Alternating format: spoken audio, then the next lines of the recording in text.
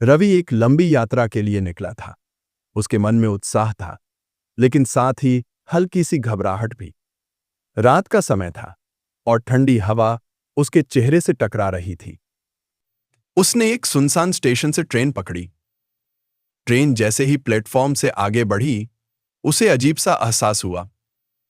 डिब्बे में ज्यादा लोग नहीं थे, बस कुछ यात्री सिर झुकाए चुपचाप बैठे थे।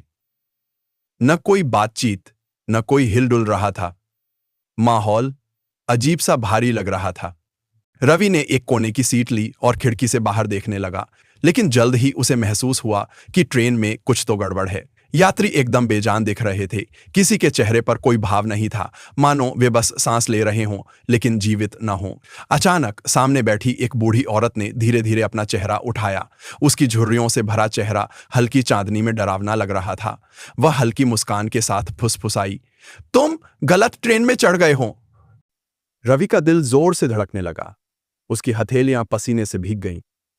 उसने तेजी से उठकर दूसरी बोगी में जाने का फैसला किया, लेकिन जैसे ही उसने दरवाजा खोला, उसकी आंखें भय से फैल गईं। हर यात्री की आंखें सफेद थीं, गहरी, शून्य में ताकती हुई। वे बिना हिले डुल्ले बस उसे घूर रहे थे, मानो वे जीवित नहीं बल्कि किसी और ही दुनिया के हों।